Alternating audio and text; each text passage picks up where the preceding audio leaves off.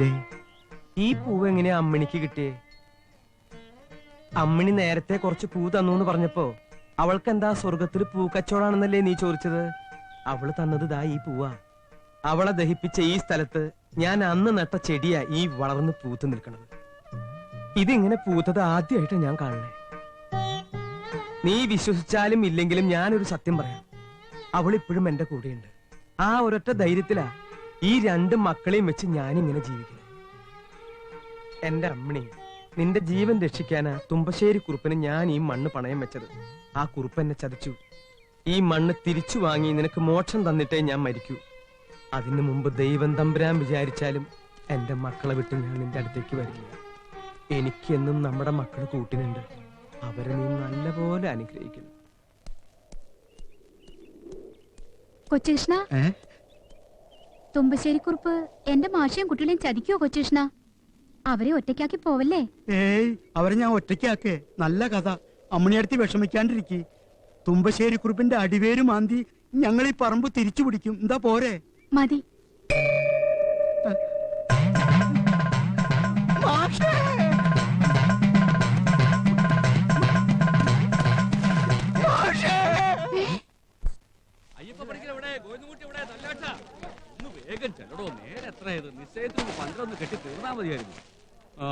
ആ ഓലൊന്നും മാറ്റി ഒരാളങ്ങോട്ട് കടന്നോട്ടെ. ഓലയില് കിടക്കാനോ? ഇത് മെയ്യാനുള്ളതാ. കിണറ്റിന് വെള്ളം കോരുക. കിണറ്റിൽ ആരും ഇല്ലേ? ഇവക്കൊരു കമ്മല് വാങ്ങാൻ രാവിലെ ദിനകരൻ പോകുമ്പോ തുമ്പശ്ശേരി കുറുപ്പ് വേലി കെട്ടി ഉടക്കി വെറുതെ സമയം പോയി. എന്നാൽ അത് പിന്നെ വാങ്ങിയാ മതി ദിനകരാന്ന് ഞങ്ങളൊക്കെ പറഞ്ഞതാ. അവനത് ഇന്ന് തന്നെ വാങ്ങണമെന്ന് ഒരേ നിർബന്ധം. ചിരിയെടുത്ത് എന്തിനാ കരയണേ? കണ്ണില് വെള്ളം നിറഞ്ഞല്ലോ. സന്തോഷം കൊണ്ട് പെൺകുട്ടികൾക്ക് ഇത്രയും സ്നേഹമുള്ള ഏട്ടന്മാരുണ്ടാവുന്നത് ഒരു ഭാഗ്യം തന്നെ. എനിക്ക് അങ്ങനെ ഒരെണ്ണത്തിന് ദൈവം തന്നില്ല. ഓ, തുടങ്ങിയോ? ഉരുട്ടം വരട്ടെ പഠിക്കലേ. വരണ്ട ആൾക്കാരെ എത്താൻ ഇത്തിരി താമസം ഉണ്ടാവോ സംശയം. അവരും കൂടി വന്നിട്ട് ഉരുട്ടുന്നല്ലേ ഭംഗി. അതിന് വരണ്ട ആൾക്കാരല്ലല്ലോ ഞാൻ ഉരുട്ടുന്നത്, കബഡിയല്ലേ? ശരിയാണല്ലോ, ഉരുട്ടിക്കോളോ. ഞാൻ പറഞ്ഞ എത്ര കാര്യാക്കട്ടെ. വന്നു വന്നു മാഷേ, വന്നു. മോളെ മോളെ, ചെക്കന്റെ അച്ഛനും കൂട്ടരും വന്നു മോളെ. എന്റെ ഇടത്തേക്ക് സന്തോഷാവും, സന്തോഷം. മലതി, അവര് വന്നു.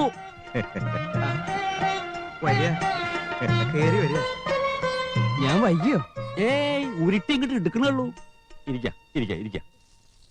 മുഹൂർത്തം തെളിയണ നേരത്ത് തന്നെ പെങ്ങൾക്ക് ഇത്തിരി സ്വർണ്ണമായിട്ടാണ് ഏട്ടന്റെ വരവ്. ഇതിനപ്പുറം ഒരു മഹാഭാഗ്യം സഹദേവന് എന്താ വേണ്ടത്? മേസ്ത്രി പറ. ഒന്നും പറയാനില്ല. എന്റെ മോന സഹദേവൻ. ആരും അറിയാതെ അവൻ സ്നേഹിച്ച ദേവകന്യകയാ മാഷിന്റെ മോള് രാധ. മകൻ സ്നേഹിച്ച കന്യകയെ മകന് വിവാഹം കഴിച്ചു കൊടുക്കുന്നതാ പിതാവിന്റെ ധർമ്മം. അതെ, ആ ധർമ്മം ഞാൻ ചെയ്യുന്നു. അതിനിങ്ങനെ സ്വർണത്തിന്റെയും വെള്ളിയുടെയും കണക്ക് പറയേണ്ട യാതൊരു ആവശ്യമില്ല.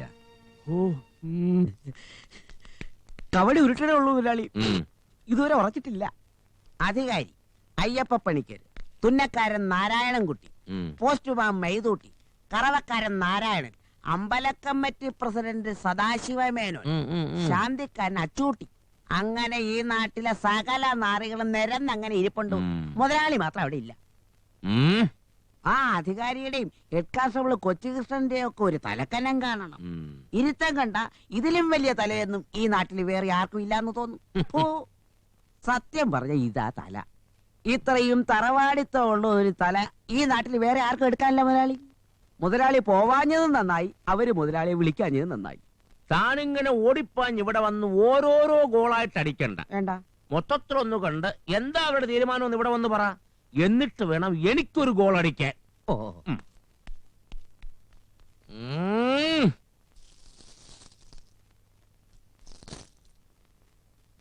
ഈ വരുന്ന 23-ാം തീയതി രാവിലെ തനിരാശി കഴിയുമ്പോൾ ഒരു മുഹൂർത്തമുണ്ട്. പിന്നെ 7-ന് ചിങ്ങരാശിയിൽ ശുക്രോദയത്തിന് മുമ്പ് ഒരു മുഹൂർത്തമുണ്ട്. ഇക്കൊല്ലം കിട്ടാവുന്നതിൽ ഏറ്റവും നല്ല മുഹൂർത്തമായിരിക്കണം അല്ലേ അച്ഛാ? ആയിക്കോട്ടെ. ഒരു ഉശിരുള്ള മുഹൂർത്തം ആയിക്കോട്ടെ എന്നാ സഹദേവൻ പറഞ്ഞത്. അങ്ങനെ ഒരെണ്ണം കിട്ടുമോ മോനെ? പിന്നെന്താ, സഹദേവന് ഉശിരുണ്ടെങ്കിൽ ഉശിരുള്ള മുഹൂർത്തം തന്നെ നമ്മൾ പിടിക്കണം. അങ്ങനെയാണെങ്കിൽ ഈ തുലാം 16-ന് ചന്ദ്രനും വ്യാഴവും ഏറ്റവും ഉശിരോട് ഒരേ രാശിയിൽ വരുന്നുണ്ട്. അവര് വന്നോട്ടെ, അവർക്ക് ഇത്തിരി ഉശിരുണ്ടായിക്കോട്ടെ. അന്ന് കാലത്ത് 10 കഴിഞ്ഞ് 10:45 ഒരു മുഹൂർത്തമുണ്ട്. അതിലും ഉശിരോടൊരു മുഹൂർത്തം ഈ പഞ്ചാംഗത്തിൽ ഞാൻ കാണുന്നില്ല. എന്നാ വേറെ പഞ്ചാംഗം വാങ്ങാം. വാങ്ങിയിട്ട് കാര്യമില്ല, അതിലും കാണില്ല. തുലാം 16 എന്ന് പറയുന്നത് അത്ര ദൂരത്തൊന്നുമല്ല, അത് പെട്ടെന്ന് എത്തും. എപ്പോ വേണമെങ്കിലും എത്തിക്കോട്ടെ, ഞങ്ങളുടെ ഭാഗത്ത് സഹദേവ റെഡിയല്ലേ മോനെ. ഒരാൾ മാത്രം റെഡിയായ എങ്ങനെയാ കല്യാണം നടക്കുന്ന സംശയം. എല്ലാരോടും കൂടി ഞാൻ ഒരു കാര്യം പറഞ്ഞേക്കാം. എന്ത് കാര്യവും വെച്ച് താമസിപ്പിക്കുന്നതിൽ ഒരർത്ഥമില്ല. ഇല്ല ഇല്ല, നേരത്തെ കല്യാണം കഴിച്ചാ അത്രയും നല്ലത്. അതോടെ അതെന്താണെന്ന് അങ്ങോട്ട് പിടികിട്ടൂലോ. അത് ശരിയാ. നിങ്ങളുടെ ഈ സ്നേഹവും സന്തോഷവും കാണുമ്പോ ഇങ്ങനെ ഒരു ജന്മം തന്നതിന് ഞാൻ ഈശ്വരനോട് നന്ദി പറയാ. ഏത് മുഹൂർത്തായാലും ശരി, എന്റെ കുട്ടിയുടെ കല്യാണം എല്ലാവരും കൂടി അങ്ങോട്ട് നിശ്ചയിക്കുക. എനിക്ക് എന്റെ മോളുടെ കഴുത്തില് സഹദേവം മിന്നു കെട്ടുന്നത് കാണണം. എനിക്കും എന്റെ മക്കൾക്കും അവനെ ഇഷ്ട. ഇനിയിപ്പോ ആരെങ്കിലും ഇതൊന്നും തീരുമാനിച്ചില്ലേ മാഷ് അവിടെ ഇരുന്ന് കാര്യം? ഓ, തീരുമാനിക്കാനൊന്നുമില്ല, അത് തന്നെ മുഹൂർത്തം. എന്താ ഉച്ചകൃഷ്ണ, എന്താ മേസ്ത്രി, എന്താ ഇവിടെ ചോദിച്ചിട്ട് കാര്യമില്ലല്ലോ. എന്താ ദിനകര? മതി, അത് ഉശിരുള്ള മുഹൂർത്തം തന്നെയാ. അപ്പോ വരുന്ന തുലാമാസം 16-ാം തീയതി മുഹൂർത്തം. മുഹൂർത്തം അടുക്കും തോറും ഉശിര് കൂടി കൂടി എല്ലാവരും ഒത്തുചേർന്ന് ഉശിരായി ഈ കല്യാണം നടത്തും.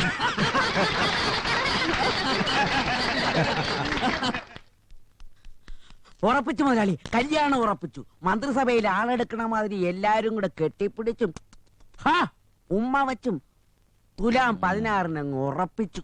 തുലാം 16 നല്ല നാളാ. അതിനും നല്ല നാളാ നിന്റെ അമ്മയുടെ 16. അതായാലും മതിയല്ലോ. വാ, പുറത്ത് തീയതി നിശ്ചയിക്കുമ്പോ അകത്ത് പെണ്ണുങ്ങൾ എല്ലാവരും കൂടി ചേർന്ന് അവളുടെ ആഭരണങ്ങൾ കണ്ട് രസിക്കുകയായിരുന്നു. ഏട്ടന് തൃപ്തിയായല്ലോ. ഇത്രയും കാലം അളിയനോട് യുദ്ധം ചെയ്തിട്ടും നാരായണ മാഷ്ക്കൊന്നും പറ്റിയിട്ടില്ല. ഇന്ന് വെറുതെ ഉണ്ടാക്കി കമ്മല് തന്നെ 7 പവനാ.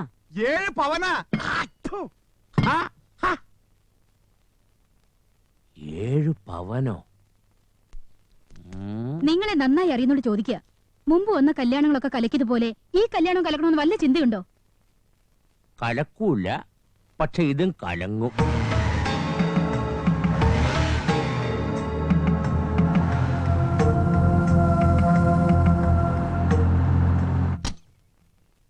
ഞാൻ പറയുന്നതിനെതിര് പറയാതെ ചിന്നൻ അങ്ങോട്ട് കേൾക്കുക. എനിക്ക് വളരെ വിശ്വാസമുള്ള ഒരു കണിയാനെ ഒരു കാര്യത്തിന് രാവിലെ കാണേണ്ടി വന്നു. തുലാം 16.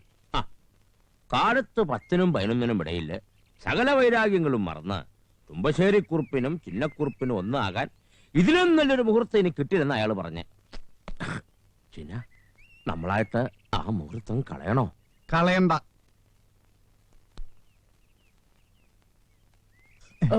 ചിന്ന, ആയ കാലത്ത് നമ്മൾ അന്യോന്യം ഒരുപാട് പാലം വലിച്ചിട്ടുണ്ട്. പാലത്തേന്ന് തെന്നി നമ്മൾ രണ്ടാളും താഴെ വീണിട്ടുമുണ്ട്. ഈ ഒരു ബന്ധത്തോടെ നമ്മുടെ പാവങ്ങൾ നമുക്ക് കഴുകിക്കളയാം. എന്താ, നമുക്കതങ്ങ് നടത്തിക്കൂടെ? നടത്തിക്കൂടെ? തുലാം 16 നല്ല നാളാ. അതെ, എല്ലാവരെയും വിളിച്ചു കൂട്ടി ഒരു നിശ്ചയം നടത്താം. അന്ന് തന്നെ മോതിരവും മാറാം. മാറാം.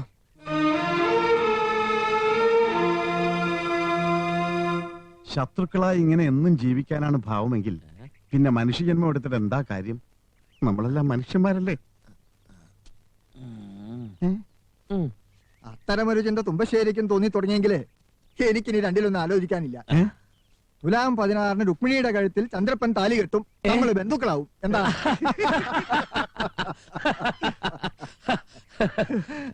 സത്യം പറഞ്ഞാലേ ഇപ്പോഴൊന്ന് ആശ്വാസമായത്. രുക്മിണി മോളെ വത്സലയ്ക്ക് ജീവനാ. കിട്ടുമെന്ന് ഉറപ്പായാലേ ഇവിടെ വന്ന് കാണുമെന്ന വത്സല പറഞ്ഞത്.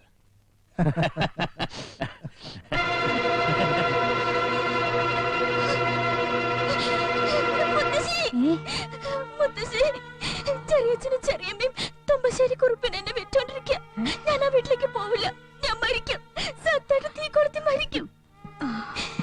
എന്റെ കുഞ്ഞിനെ കുരിശു കൊടുക്കാൻ ഞാൻ സമ്മതിക്കില്ല. അവൾ എന്നെ ഏൽപ്പിച്ചിട്ടാവും പോയത്. തുലാം 16 വൃശ്ചികം 16 ഒന്നും അവൾക്ക് വേണ്ടെങ്കിലോ? ഈ തള്ളക്ക് വേറെ പണിയൊന്നുമില്ലേ? താൻ എനിക്കൊരു സഹായം ചെയ്യണം ചിന്ന. തന്റെ പഴയ പത്തായപ്പര പൂട്ടിക്കിടക്കുകയല്ലേ. എനിക്കത് കുറച്ചു മാസത്തേക്ക് വാടകയ്ക്ക് തരണം. ചന്ദ്രപ്പന് വേണ്ടി ഏട്ടന് ബിസിനസ് തുടങ്ങാൻ പോവാ. കല്യാണമൊക്കെ വരില്ലേ? ചന്ദ്രപ്പന് വേണ്ടി ഒരു വിദേശ ബിസിനസ്. നമ്മുടെ അപ്പൂപ്പന്റെ കാലത്തെ ചെല്ലപ്പെട്ടി എടുത്ത് തൂത്തു തുടച്ച് വൃത്തിയാക്കി അത് ബാംഗ്ലൂരോ ഹൈദരാബാദിലോ കൊണ്ടുപോയി വിറ്റാൽ അപ്പൂപ്പന്റെ അപ്പൂപ്പനേക്കാൾ വില കിട്ടും. അത് അവിടുന്നും പറഞ്ഞ് യൂറോപ്പിലെത്തുകയാണെങ്കിൽ പിന്നെ പിടിച്ചാ കിട്ടാത്ത വിലയാണോ? അതാ എന്റെ ബിസിനസ്. ഏട്ടന്റെ കയ്യിലും ധാരാളം ഉരുപ്പടികളുണ്ട്. അങ്ങനെ ഇങ്ങനെ വിലക്ക് വാങ്ങിയതേ. അതൊക്കെ സൂക്ഷിക്കാൻ ഐശ്വര്യമുള്ള സ്ഥലം വേണം. പ്രമാണം എഴുതി വാടകയ്ക്ക് തന്നാ മതി. രുക്മിണി ആലോചിച്ച് തരണ്ട. അങ്ങനെ നേട്ടം വാങ്ങത്തില്ല. ഇതാ തന്നിരിക്കുന്നു. ഇതിലേതാണോ തന്റെ പത്തായപ്പുര? ഏട്ടൻ തൊട്ട തന്നെ. ഇപ്പൊ അങ്ങോട്ട് ചെന്ന് നാണം കിടത്താൻ ഞാൻ സമ്മതിക്കില്ല. അവരെന്താ കാര്യമായിട്ട് സംസാരിക്കാം. എനിക്ക് അവനെ ഒന്ന് കാണണം. ഞാൻ പോവും. എന്താ നീ ചെയ്യാൻ പോണത്? അങ്ങോട്ട് പോണേ. ഒറ്റയ്ക്ക് നാണം കിടത്താൻ ഒരുമ്പെട്ട തള്ളിയും മോളും മനസ്സമാധാനത്തോടെ ഇതിനകത്ത് കഴിയില്ല. തുമ്പശ്ശേരിക്കാർക്ക് എന്താടി ഒരു കുറവ്? നേരാവണ്ണം നിന്ന അന്തസ്സിൽ കല്യാണം കഴിച്ചു പോവാം. തള്ളയ്ക്ക് സദ്യ ഉണ്ണാം. അതല്ല എന്നെ ചവിട്ടി അരച്ച് പോവാന്ന് വിചാരിച്ചാ രണ്ടും ഇവിടെ കരഞ്ഞു ചാകും. മനസ്സിലാക്കിക്കോ.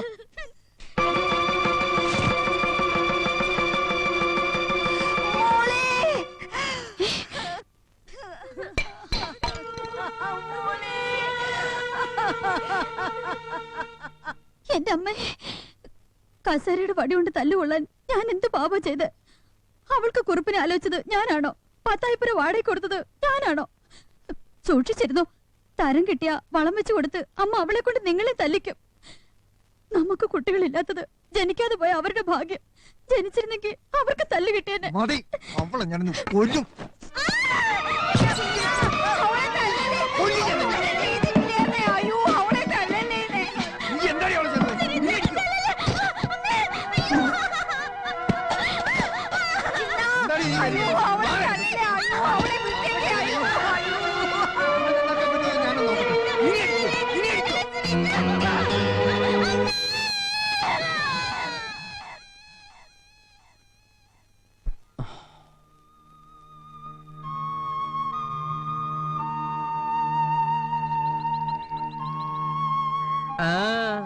എവിടുന്ന് ഒരു പെണ്ണിന്റെ കരച്ചിൽ കേട്ട പോലെ തോന്നി. അച്ഛൻ കേൾക്കണ്ടോ? എനിക്ക് ആ പ്രായം കഴിഞ്ഞു. ഇനി കേട്ടിട്ടും വലിയ കാര്യമൊന്നുമില്ല. മനസ്സിലായി? എന്തോന്ന് മനസ്സിലായി? അസുഖം മനസ്സിലായി. വല്ലവരും മനസ്സിലുണ്ടെങ്കിൽ പറ, അച്ഛൻ വഴി കാണാം. എനിക്ക് ആരുമില്ല. പിന്നെ നീയൊക്കെ എന്തിനാടാ മീശയും വെച്ച് നടക്കണേ? നിന്റെ അമ്മയ്ക്ക് ഞാൻ ആദ്യത്തെ കത്ത് കൊടുക്കണത് എന്റെ എത്രാമത്തെ വയസ്സിലാണെന്ന് നിനക്കറിയോ? അറിയാം. അമ്മ ആ കത്ത് രാമായണത്തിൽ സൂക്ഷിച്ചു വെച്ചിരുന്നു.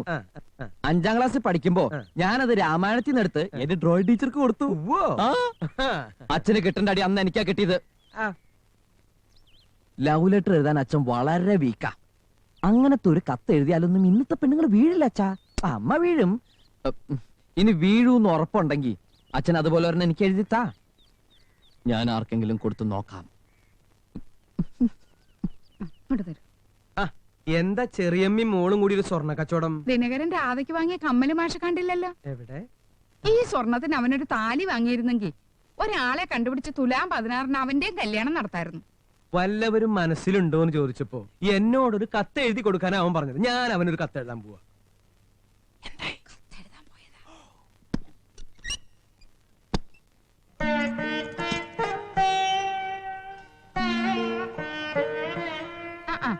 കത്തെഴുതാൻ വന്നിട്ട് മാഷെന്താ ഈ നേരത്തെ ഏടത്തിയുടെ പെട്ടി തുറക്കണേ? ഒക്കെ രാധയുടെ കല്യാണത്തിന് ഒരു കൂട്ടി വെച്ച ആഭരണങ്ങളാ. അമ്മിണിയുടേതാ കൂടുതലും. സർവാഭരണ ഭൂഷിതയായി അന്തസ്സുള്ള ഒരു ചെറുപ്പക്കാരന് ഇവളെ വിവാഹം ചെയ്തു കൊടുക്കണമെന്ന് അമ്മിണി എപ്പോഴും എന്നോട് വന്ന് പറയും. മോൾ ഇതൊക്കെ എന്നിട്ട് അച്ഛനൊന്ന് കാണട്ടെ. ഇങ്ങ് തന്നെ, ഞാൻ ഇടിക്കാം.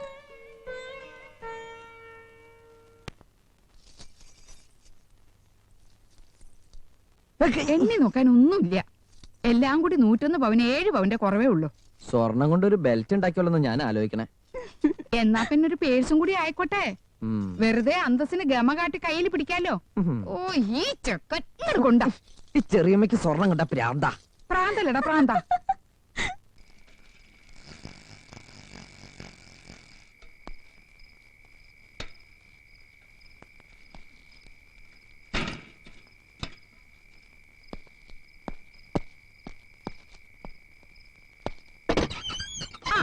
ഇന്ന് നൈറ്റ് ഡ്യൂട്ടി ഇല്ലേ?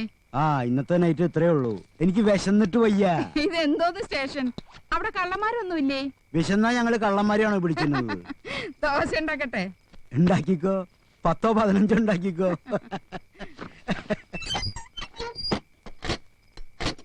എന്തത്?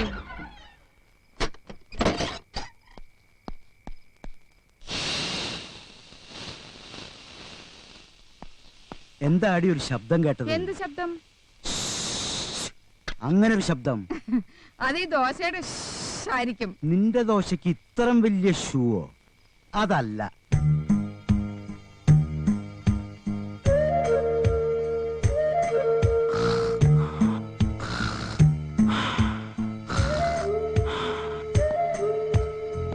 മാഷേ ആരാ അത്? അമ്മിണിയോ? മാഷേ അമ്മിണിയല്ലല്ലോ, പിന്നെ ആരാ? എന്താ എന്താ? എന്തോ ഒരു ശബ്ദം കേട്ടില്ല മാഷേ. ശബ്ദോ?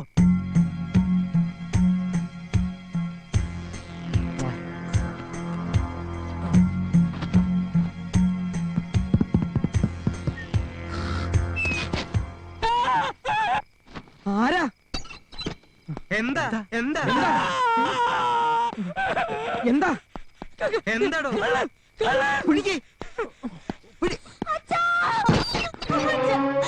എന്താ എന്താ? പേടിക്കണ്ട പേടിക്കണ്ട, ആരും വന്നിട്ടില്ല, വെറുതെ ബഹളം ഉണ്ടായില്ല. എന്റെ ഈശ്വരാ,